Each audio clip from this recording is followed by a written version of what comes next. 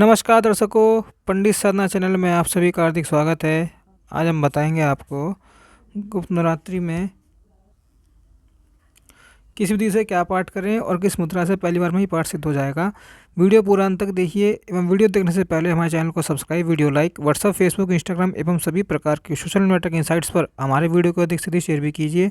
साथ ही subscribe button के बराबर में जो बेल आइकन है उसको भी दबाकर ऑल नोटिफिकेशंस को ऑन कर लीजिए, जिससे कि तंत्र मंत्र, तंत्र मुद्रा एवं शास्त्र संबंधी सभी प्रकार की जानकारी एवं वीडियो आपको मुफ्त में एवं समय से प्राप्त हो सके। दर्शकों, गुप्त नवरात्रि में कैसे प्राप्त करें अपने इष्ट से शक्तियाँ? क्या वाकई में यह संसार शक्ति से जुड़ा हुआ है? क्या शक्ति हमें प्राप्त हो सकती है? क्या हम शक्ति को प्राप्त हो सकते हैं? ये मन में संदेह रहता होगा। बहुत सही संदेह है, क्योंकि यह संसार के हर कण में शक्ति है। और यह शक्ति किसकी है? प्राकृतिक रूप से शक्ति जो कि भगवान शिव के अर्धांगिनी है, माता सती, माता पार्वती, उन्हीं की कृपा है। गुप्त नवरात्रि हालांकि क्या भगवान शिव की शक्तियों के बराबर अगर 10 महाविद्याएँ हैं, माँ पार्वती का क्रोध है, माँ पार्वती का क्रोध है, गुस्सा है, ये 10 महाविद्याओं की इस ब्रह्मांड में कहीं भी काट नहीं है।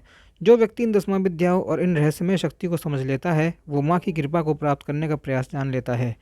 किस प्रकार से उस जगत जननी की कृपा हमें प्राप्त हो सकती है? तो आ रहे हैं एक सुनहरी मौका आपके जीवन में, उस मौके को उठा लीजिए। जब भी गुप्त नवरात्रि आएगी इस वीडियो को आप ज़रूर देख लेना, और इस बार की गुप्त नवरात्रि का वो शॉर्ट वीडियो मैं बना दूंगा, ठीक है।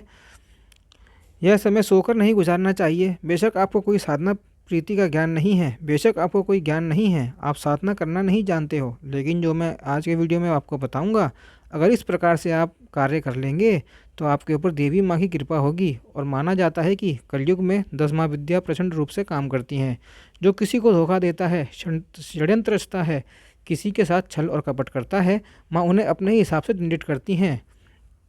तो इस बात को याद रख लेना, इसमें आपकी भक्ति से कोई जुड़ा नुकसान नहीं है। सिर्फ अगर आप निस्वार्थ भाव से अगर गुप्त नवरात्रियों में पूजा कर लेंगे तो आपके ऊपर कृपा होगी। करना क्या है? अखंड ज्योति लगाइए माता की, गाय का घी या तेल की। अगर आप कोई तामसिक शक्ति की आराधना कर रहे हैं तो तेल का दिया लगाइए, और अगर आप सात्विक शक्ति की साधना कर रहे हैं तो घी का दिया लगाइए। अगर आप माँ कमला देवी की जैसे कि 10 महाविद्या हैं, जैसे कि माँ काली, माँ तारा, माँ भुवनेश्वरी, षोडशी, भैरवी समझ गए, तो उमावती, बगलामुखी और मातंगनी, ये देवियों की पूजा करते हैं तो आप तेल का दिया जलाइए। और कमला देवी की करते हैं या त्रिपुर सुंदरी, महा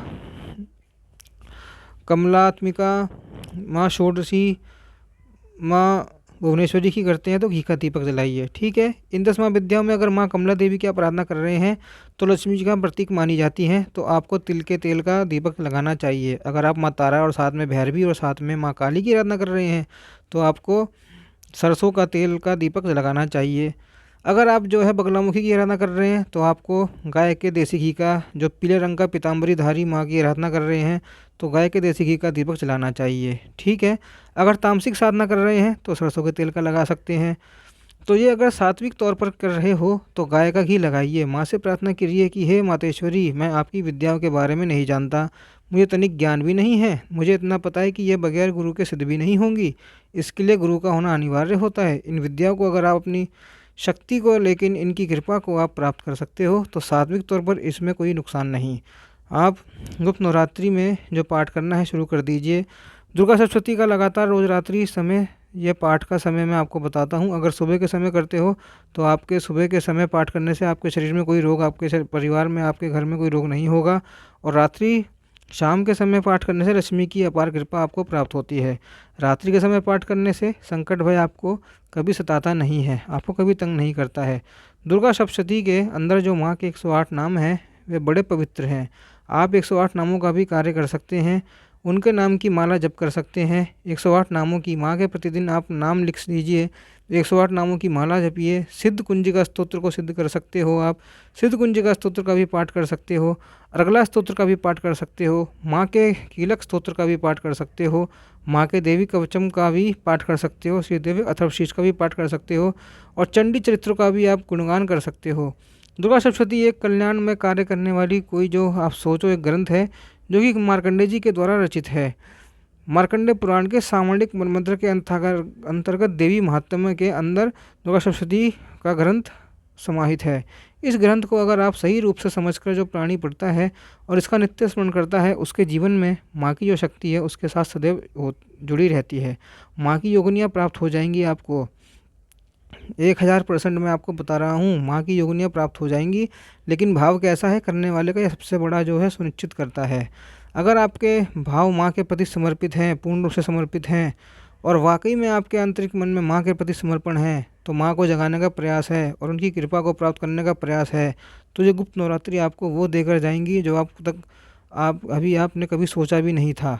यह गुप्त नवरात्रि नहीं, यह स्वयं माँ का खुला आंचल होता है। माँ माना जाता है कि 9 दिनों या 10 दिनों तक अपने द्वार को खोल देती हैं।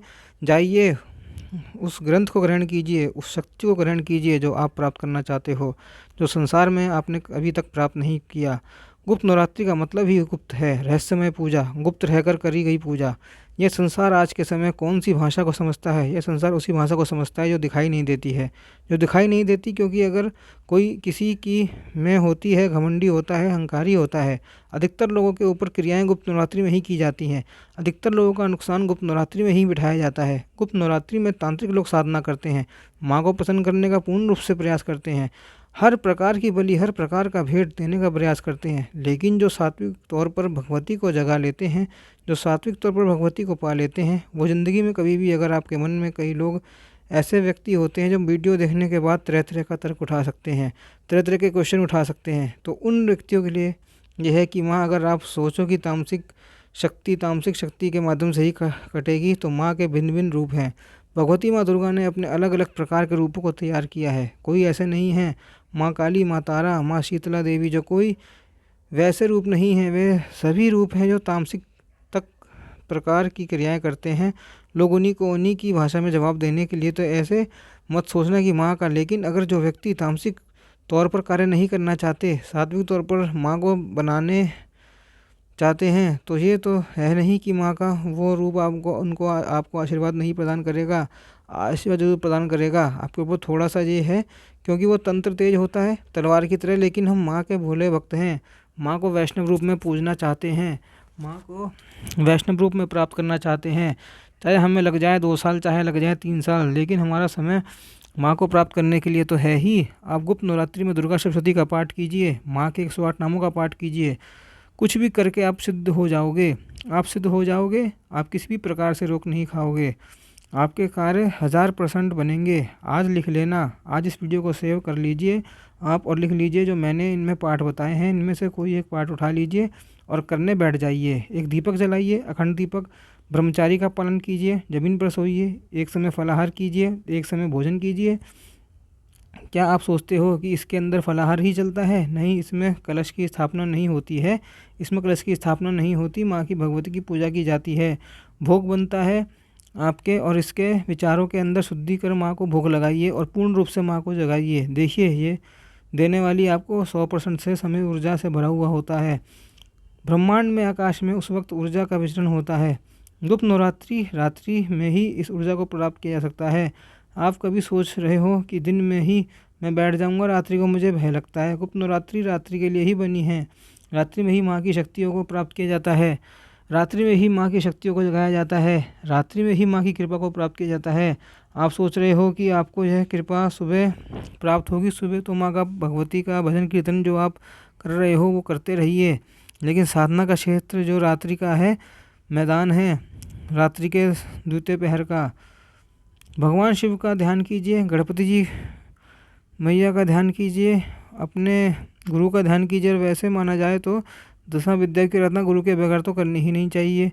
मान लीजिए उनकी शक्ति को जगाने के लिए, क्योंकि वो शक्ति जागती है ना, तो वो शस्त्र है वहाँ के। अब एक शस्त्र को अगर आपने महाभारत के युद्ध में देखा था, महाभारत के युद्ध में जो एक बार गुरु द्रोण का पुत्र था अश्वत्थामा, आपको पता होगा, उसने ब्रह्मास्त्र चला दिया।